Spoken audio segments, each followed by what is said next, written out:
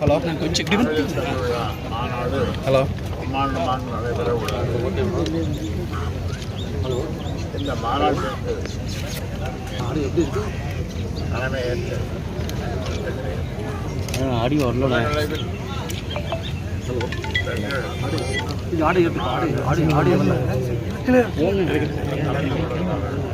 மாநாட்டினுடைய நோக்கமாக கையில் தான் பிடிச்சாகணும் நீங்கள் அவ்வளோதான் இதுக்குலாம் ஏற்ற எவ்வளோ இருக்கு பாருங்க மைக் வந்து மாட்டியிருக்கேன் முக்கிய தீர்மானங்கள் தாராளமாக மகளிர் மேம்பாட்டு மகளிர் மேம்பாடு விளக்கம் ஏன் ஆட்டாதுங்க பின்னாடி ஒரு நிமிஷம் வீர விளக்குகள்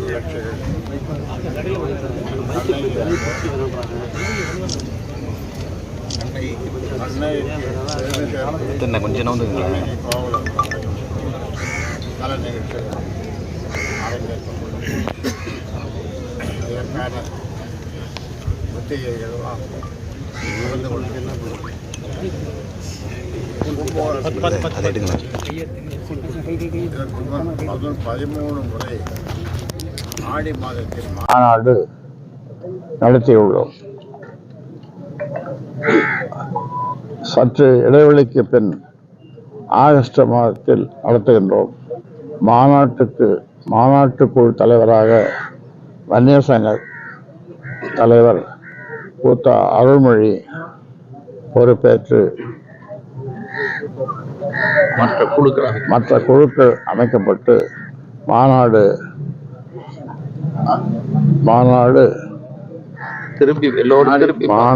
நாடே திரும்பி பார்க்கும் பெருமையை போற்றும் வரலாற்று சிறப்புமிக்க பிரம்மாண்ட மாநாடு நடத்திட திட்டமிட்டுள்ளோம். தமிழ்நாட்டிலிருந்தும் புதுச்சேரி மாநிலம், கேரளா, கர்நாடகா ஆகிய மாநிலங்களிலிருந்தும் பெண்கள் லட்சக்கணக்கில் பங்கேற்கிறார்கள். பெண்களை ஆக்கும் சக்தி காக்கும் சக்தி என்று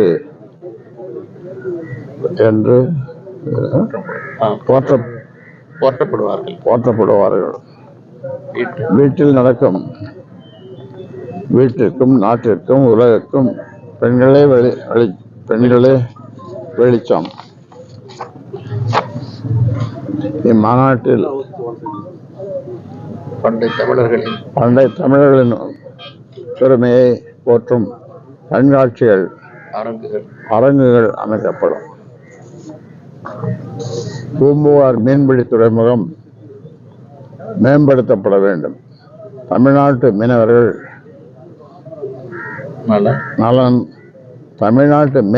நலன் உரிமை பாதுகாக்கப்பட வேண்டும். இப்போ உங்க கேள்வி ஒவ்வொருத்தரா கேளுங்க. அன்புமணி தைலாபுரம் தோட்டத்துக்கு போயிருக்காங்க. சந்திப்பை பத்தி சொல்லுங்க. அவர் வீட்டுக்கு வந்திருக்காரு. இது ஒரு கேள்வியா? இப்ப சார் பாமக 2 இருக்கு சார். இதனால வரக்கூடிய சட்டப்பேரவை தேர்தலில் பாமக வாக்கு வங்கி பாதிக்குமா? பாமக எங்கு சேருகிறதோ, எந்த அணியோடு சேருகிறதோ அந்த அணி மிகப்பெரிய வெற்றியை பெறும். அதே மாதிரி பாமக என்றும் இல்லாத அளவிற்கு, இதுவரை இல்லாத அளவிற்கு பெரிய வெற்றியை பெறும். ஏனென்றால் கூட்டணி அப்படிப்பட்ட பலமான கூட்டணி. கட்சி தலைவர் பதவி வந்து நீங்களே எடுத்துக்கிட்டீங்க. தேர்தல் ஆணையத்தை சந்திச்சிருக்கீங்களா? தேர்தல் ஆணையத்தை பதிவு பண்ணிருக்கீங்களா? தேர்தல் ஆணையத்தை சந்திச்சிருக்கீங்களா? இனிமேல் எல்லாம் முறையாக சரியாக உரிய நேரத்தில் எல்லாம் செய்யப்படும், நடத்தப்படும். உங்கள் சந்தேகங்கள் போக்கப்படும். தொண்டர்கள் எல்லாம் குழப்பத்தில் ரொம்ப இருக்காங்க. குழப்பமே இல்லை. குழப்பம் உங்களுக்கு இப்பதான் இருக்குது. இந்த மாநாட்டில் கலந்துக்கிறாங்களா? ஐயா அன்புமணி கலந்துக்கிறாங்களா? இப்போ இந்த மாநாடு எது? போக தெரியும்.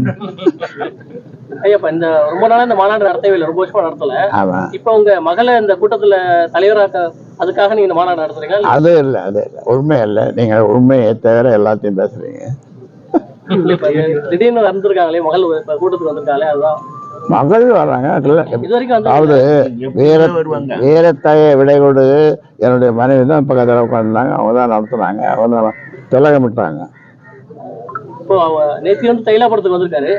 அப்பா பிள்ளையா அம்மா பிள்ளையா? ரெண்டுல அவர் தான் கேட்கணும். இல்ல இப்ப நீங்க ரெண்டுன்னா என்ன ரெண்டும் கூட்டணி எந்த அணிக்கு கூட்டணி எந்த கூட்டணி சேரணும்? நீங்க எந்த சொல்றீங்களோ அந்த அந்த கூட்டணி. எப்ப அறிக்கிறேன் நீங்க ரெண்டுல ஒண்ணு குடிக்கலாம், ரெண்டுல ஒண்ணு தொடுங்க, ரெண்டுல ஒண்ணு தொடுங்க. நீங்க நினைக்கிறது தான்.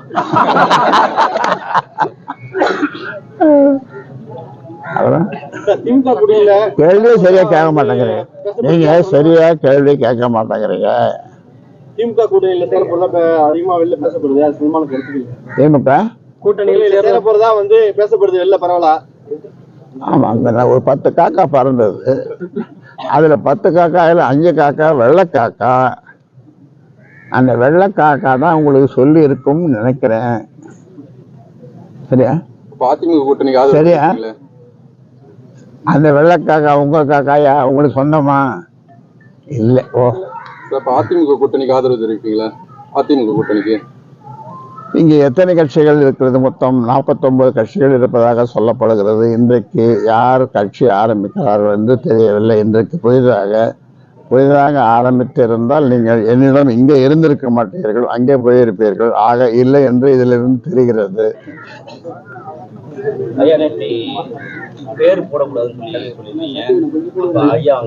ஆமா, இனிஷியல் போடணும்னு சொன்னாங்க. மத்திய அரசு தமிழ்நாட்டுக்கு கொடுக்க வேண்டிய கல்விக்கான இந்த தொகையெல்லாம் வழங்க மாட்டாங்க. அது குறித்து உங்களுடைய கருத்து? அது குறித்து அறிக்கை வெளியிட்டிருக்கிறோம். தொடர்ந்து வலியுறுத்துவோம். இல்ல தமிழ்நாட்டை தான் பாரபட்சமா பாக்குறாங்க, கல்வியுமா பாரபட்சமா பார்க்கணும். அதுதான், வடக்கு வாழ்கிறது, தெற்கு தேய்கிறது. அதற்கு நீங்க உங்களுடைய ஆதரவு எங்க தேய்கிறதா? இல்ல நான் அவர்களிடம் கேட்டு வாங்குவேன். ஏன்னா என்னுடைய பிரதமர் என்னுடைய நண்பர், அதனால கேட்டுதான் வாங்கணும். கேட்டால் கொடுக்கப்படும். சட்டங்கள் திறக்க மாட்டாங்க, திறக்கப்படும்.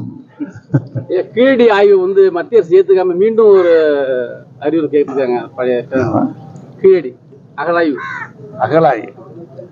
அகழாய்வு பத்தி மறுபடியும் கேட்டுருக்கிறாங்கன்னு சொன்னாருங்க. அகழாய்வு கீழடியில. ஐயா, இந்திய அறநிலையத்துறை சார்பில் இப்ப கோயில் பணத்தெல்லாம் எடுத்து காலேஜ் கிட்ட சொல்லி இபிஎஸ் ஒரு கிண்டல் பண்ணியிருக்காரு. அதுக்கு ஸ்டாலின் கண்டனம் தெரிவிச்சிருக்காரு.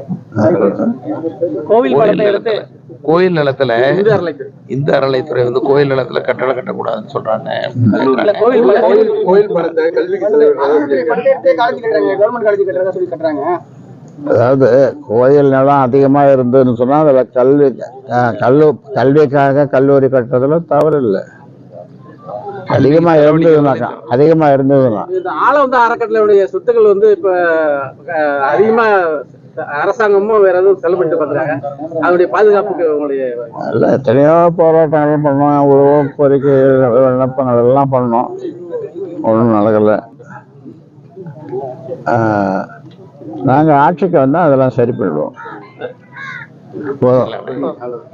அனைவருக்கும் நன்றிங்க. நன்றி, உங்களுக்கு நன்றி.